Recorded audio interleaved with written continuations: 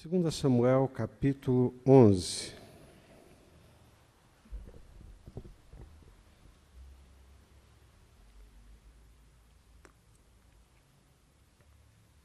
Encontraram? Decorrido um ano, no tempo em que os reis costumam sair para a guerra, enviou Davi a Joabe e seus servos com ele e a todo Israel, que destruíram os filhos de Amon e sitiaram a Rabá, porém Davi ficou em Jerusalém. Uma tarde, levantou-se Davi do seu leito e andava passeando no terraço da casa real. Daí viu uma mulher que estava tomando banho, e era ela muito formosa. Davi mandou perguntar quem era, e disseram-lhe: é Batseba, filha de Eliã e mulher de Urias, o heteu. Então Davi enviou mensageiros que a trouxessem. Ela veio e ele se deitou com ela. Tendo-se ela purificado da sua imundícia, voltou para sua casa. A mulher concebeu e mandou dizer a Davi: estou grávida. Então enviou Davi mensageiros a Joabe, dizendo: manda-me Urias, o heteu. Joabe enviou Urias a Davi. Vindo, pois, Urias a Davi, perguntou este como passava Joabe, como se achava o povo e como ia a guerra. Depois disse Davi a Urias: desce à tua casa e lava os pés.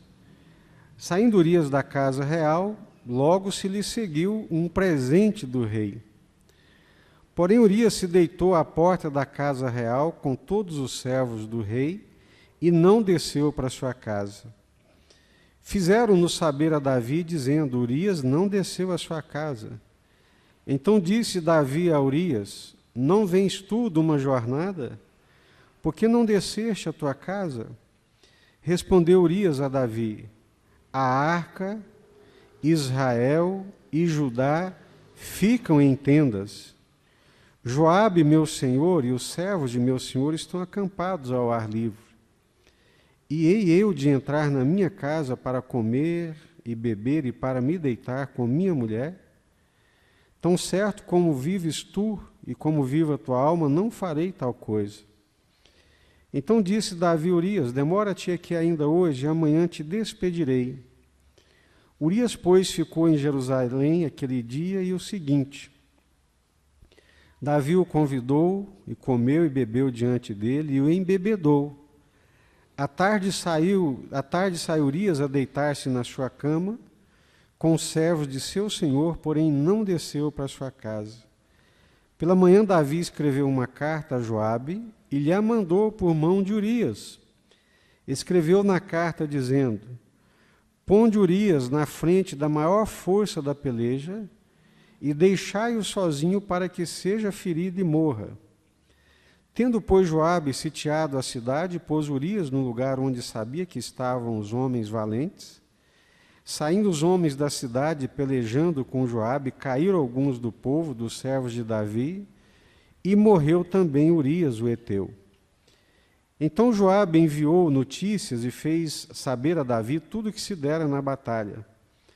Deu ordem ao mensageiro, dizendo: se ao terminares de contar ao rei os acontecimentos desta peleja, suceder que ele se encolerize e te diga: por que vos chegastes assim perto da cidade a pelejar? Não sabias vós que haviam de atirar do muro? Quem feriu a Abimeleque, filho de Jerubezete? Não lançou a mulher sobre ele do muro um pedaço de mó corredora, de que morreu em Tebes? Por que vos chegastes ao muro? Então dirás: também morreu teu servo Urias, o heteu. Partiu o mensageiro e, chegando, fez saber a Davi tudo que Joabe lhe havia mandado dizer. Disse o mensageiro a Davi: na verdade, aqueles homens foram mais poderosos do que nós e saíram contra nós ao campo, porém nós fomos contra eles até a entrada da porta. Então os flecheiros do alto do muro atiraram contra os teus servos e morreram alguns dos servos do rei. Também morreu teu servo Urias, o heteu. Disse Davi ao mensageiro: assim dirás a Joabe: Não pareça isto mal aos teus olhos, pois a espada devora tanto este como aquele. Intensifica a tua peleja contra a cidade e derrota-a, e tu anima Joabe. Ouvindo, pois, a mulher de Urias que seu marido era morto, ela o pranteou. Passado o luto, Davi mandou buscá-la e a trouxe para o palácio. Tornou-se ela sua mulher e lhe deu à luz um filho. Porém, isto que Davi fizera foi mal aos olhos do Senhor. Vocês podem repetir comigo essa última frase? Porém, isto que Davi fizera foi mal aos olhos do Senhor. Mais uma vez. Porém, isto que Davi fizera foi mal aos olhos do Senhor. Pai, nós estamos aqui diante da Tua presença, diante da Tua palavra. Os nossos corações estão descortinados diante do Senhor, os Teus olhos enxergam todas as coisas, e nós queremos pedir ao Senhor nessa noite que fales ao nosso coração. Tenha misericórdia de nós, não nos deixe sair daqui da mesma forma como cá entramos, mas que possamos sair, ó Deus, como orou o Teu servo, o pastor Josué, abençoados, agraciados pela Tua presença e principalmente pela Tua palavra. É o que nós pedimos e clamamos em nome do Senhor Jesus. Amém?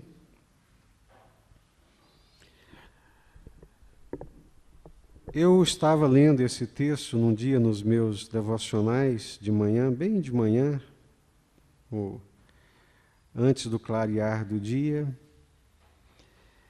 E ao ler esse texto, como já o li muitas vezes, e todas as vezes que eu leio esse texto, me dá uma dor profunda no coração, Deus o sabe, porque esse texto, como poucos, dá um testemunho tão claro do que é a nossa natureza humana.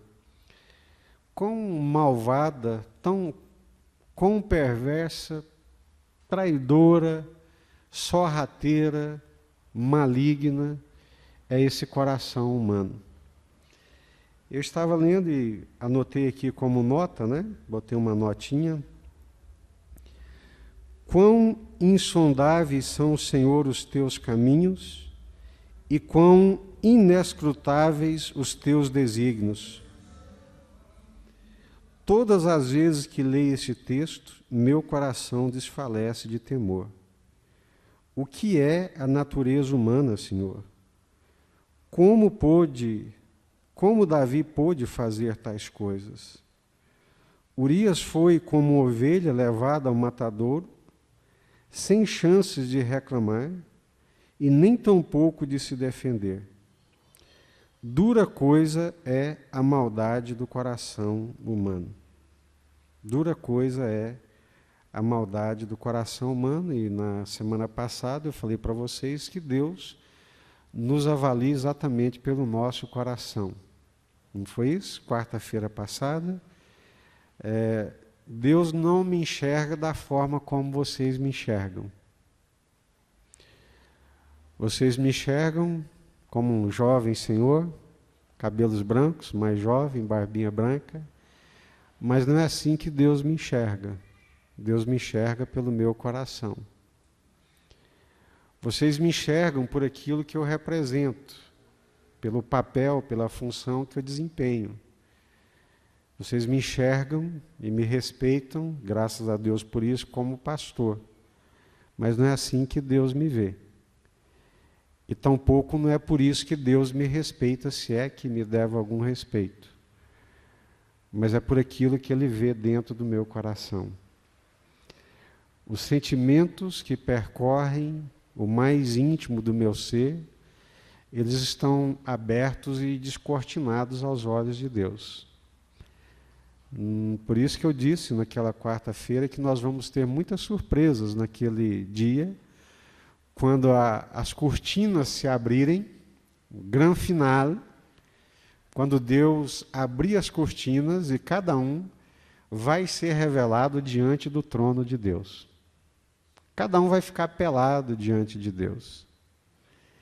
E até algumas coisas que nos são ocultas e que nós ignoramos a nosso respeito, algumas falsas ideias, alguns falsos pensamentos que temos a nosso respeito, naquele dia quando a máscara cair, quando a capa cair, e nós ficarmos nus e despidos, muita gente vai ficar com muita vergonha diante de Deus.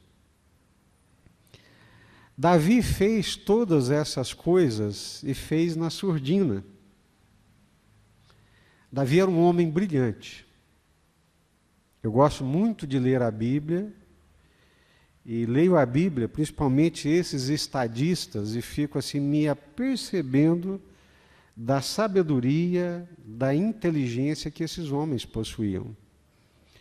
Davi era um homem ímpar, era um homem inteligentíssimo, acima da média.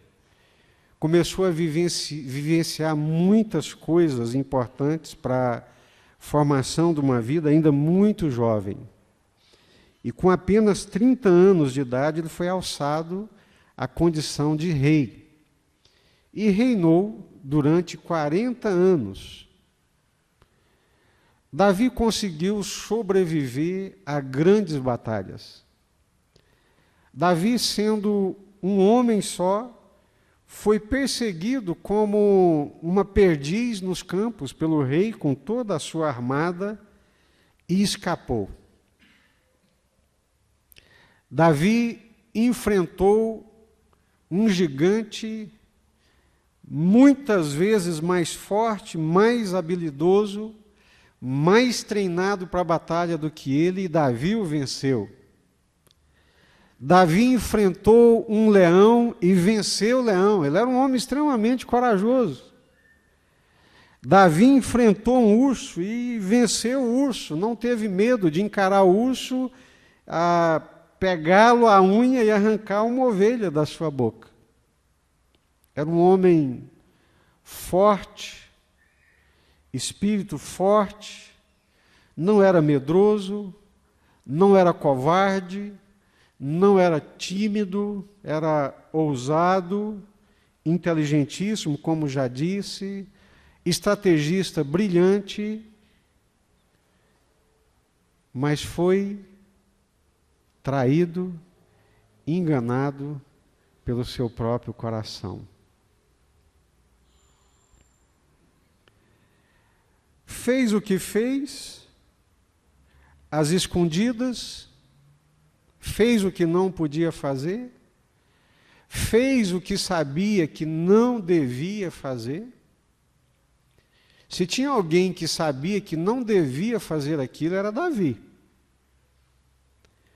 Se tinha uma pessoa que conhecia Deus, a vontade de Deus, os preceitos de Deus, a lei de Deus, como ninguém, era Davi. Mas mesmo sabendo da vontade de Deus, conhecendo a lei de Deus, conhecendo a vontade de Deus, Davi faz o que sabia que não devia fazer.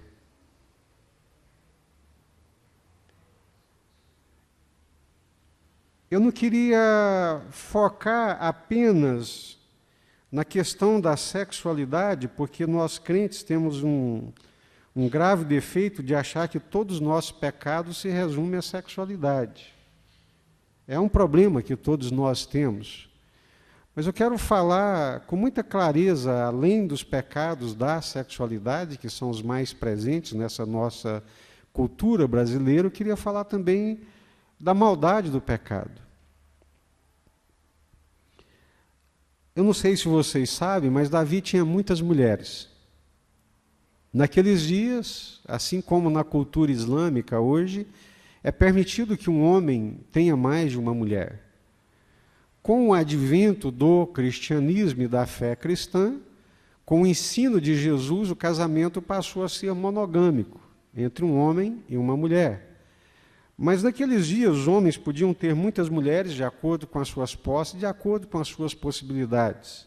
Hoje isso não é mais permitido, nem pelas leis civis e muito menos pelas leis de Deus, a partir da revelação cristã dada por Jesus. Mas Davi tinha muitas mulheres. Vocês sabiam disso ou não?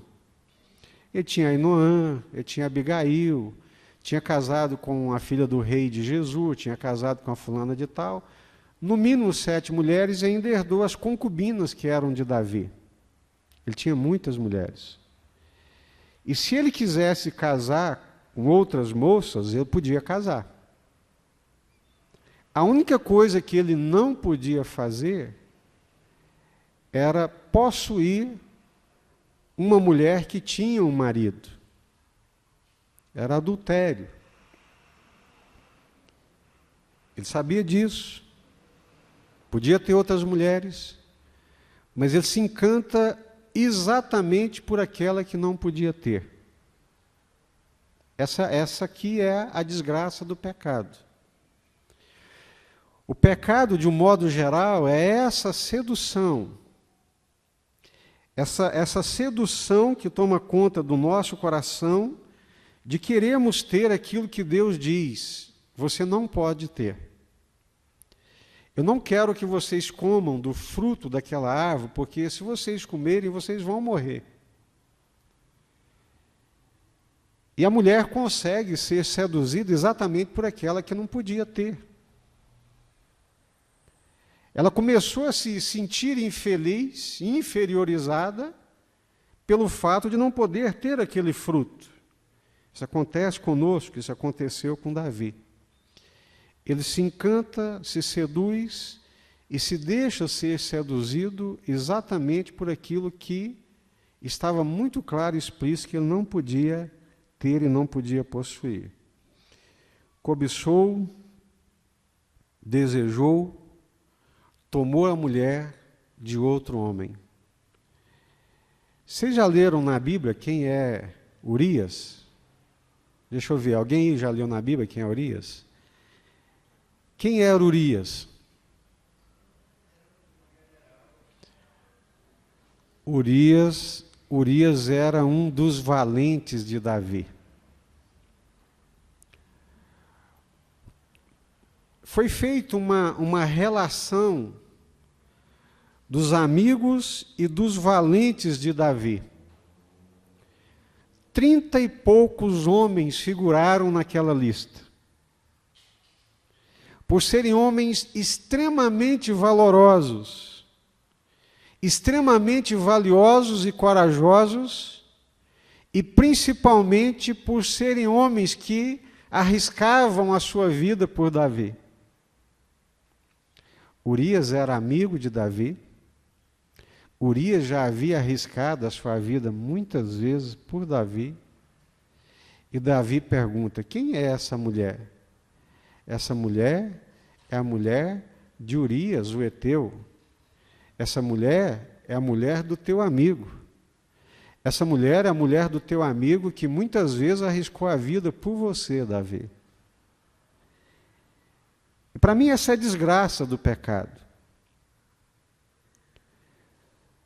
Para mim a maior desgraça do pecado não é o ato em si, mas é essa corrosão do caráter, essa corrosão da retidão, essa corrosão do que é certo, do que é direito, do que é digno, ao ponto dele fazer uma coisa dessa com o seu amigo. Por isso que o pecado é uma ofensa contra Deus e contra o nosso próximo. Por isso que toda e qualquer forma de pecado, preste atenção, escreva se você estiver anotando, se não grava na tábua do teu coração, toda e qualquer forma de pecado é uma ofensa a Deus. Alguém mais está sendo ofendido, lesado, roubado, subtraído no seu direito, na sua dignidade, na sua integridade.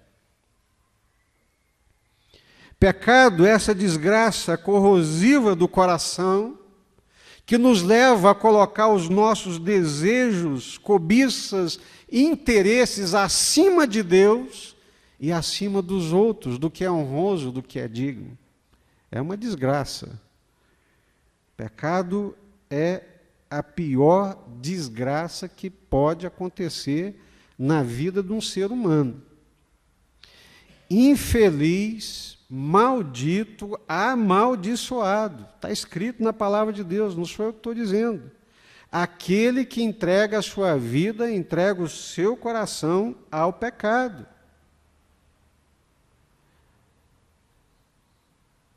Davi não só corrompe o seu coração, como corrompe a dignidade, a honra do seu amigo. Ele traz vergonha sobre a cabeça do seu amigo. Ele desonra a mulher de um amigo. Ele passa por cima de coisas que um homem digno não pode passar. Muito menos um homem que conhece Deus como Davi conhecia. E vocês sabem porque Jesus disse que a quem muito é dado, muito é exigido. Sabiam disso?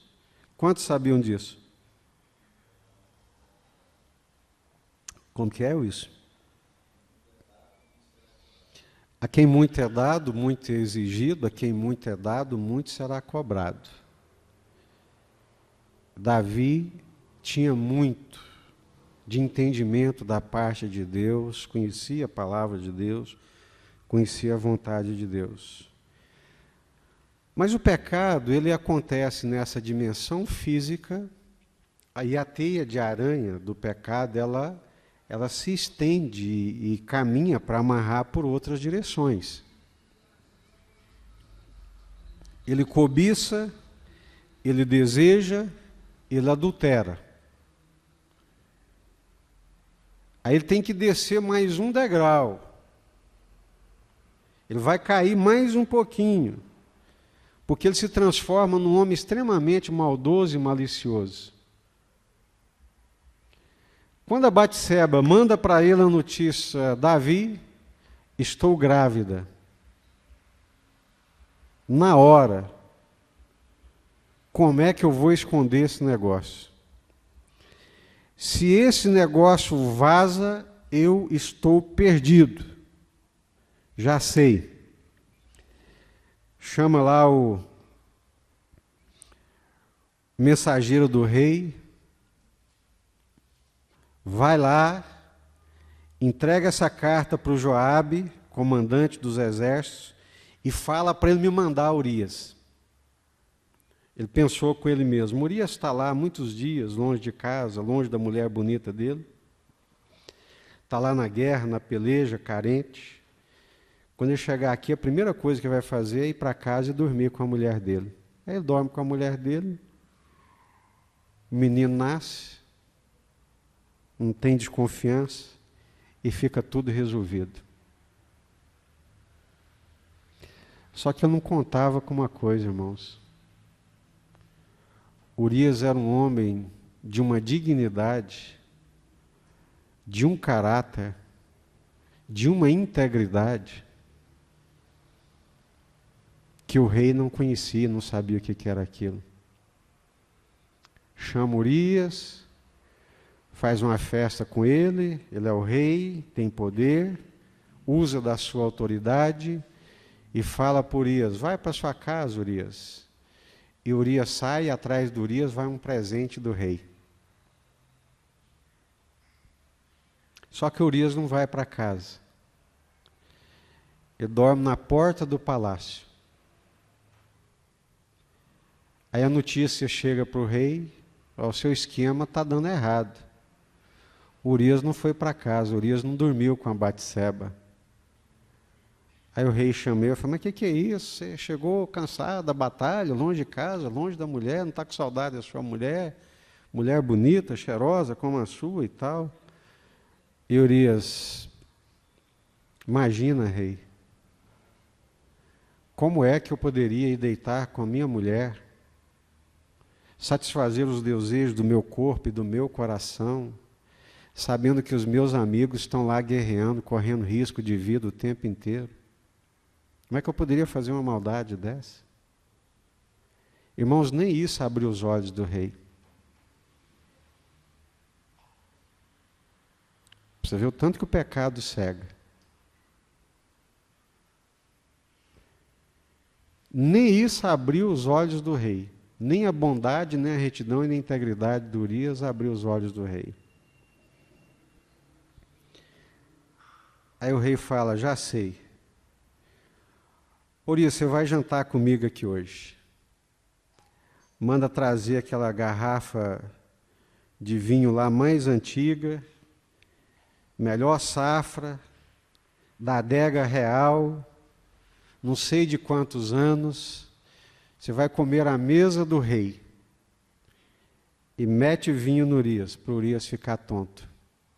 A hora que ele ficar tonto, ele esquece da dignidade, da integridade, da retidão, bêbado faz o que não deve, afrouxa as barreiras e ele vai para casa e dá vazão à sua carne e dorme com a sua mulher. Nem o vinho derrubou a dignidade de Urias. Dormiu no mesmo lugar, ao relento, na porta da casa do rei. Isso dói, irmãos. Eu acho que cada ato de bondade e retidão de Urias era uma bofetada em Davi. Mas nem assim ele abriu os olhos, né? Vendo que ele não conseguia curvar o caráter e a integridade de Urias, e como lhes disse, o pecado ele vai numa teia que vai prendendo a pessoa, e no oculto, no escondido, é a força do pecado. Sabia disso? Quando a gente peca e esconde, aí o pecado domina a gente, agrilhoa, e estende uma teia sobre nós e vai nos prendendo e nos enliando. E Davi foi só cada vez mais sendo preso. Ele adulterou, foi malicioso, mentiroso, não resolveu, aí por fim ele foi assassino. Escreveu uma carta, Joabe, caro comandante do meu exército, aqui é a palavra do rei, estou lhe mandando Urias, no maior calor da batalha, põe Urias na frente da batalha e recua o exército e deixa ele sozinho para ele morrer. Escreveu a carta, selou com selo real, entregou na mão de Urias, e Urias leva a sua sentença de morte, entrega nas mãos do Joabe, e o Joabe faz exatamente como o rei havia lhe mandado. Aí o final, que eu pedi para vocês lerem comigo, né? Porém, isto que Davi fizera foi mal aos olhos do Senhor. Irmãos, homem nenhum ficou sabendo dessa tramóia.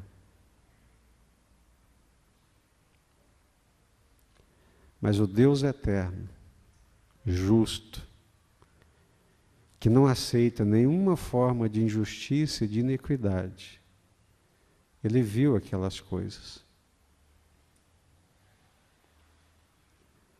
Isso que Davi fizera foi mal aos olhos do Senhor. Quão insondáveis são, Senhor, os teus caminhos, e quão inescrutáveis os teus desígnios.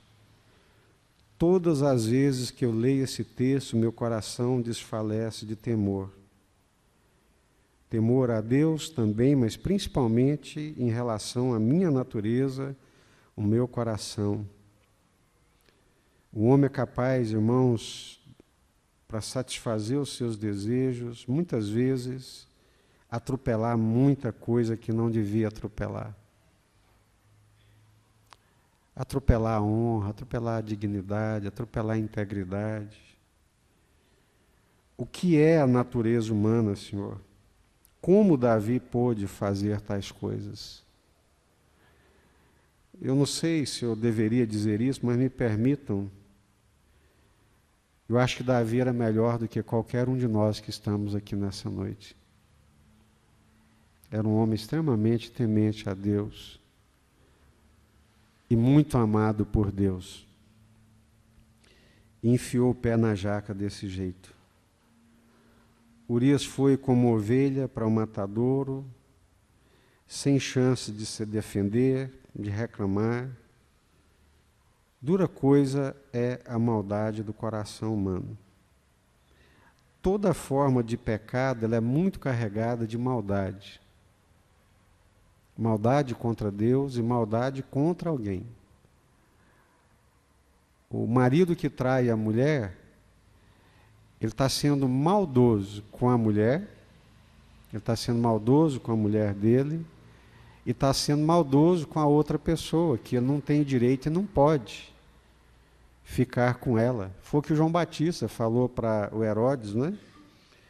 Ô Herodes, você não pode possuir a mulher do teu irmão. Ela é mulher do seu irmão. Que loucura é essa? Mas isso é o coração humano.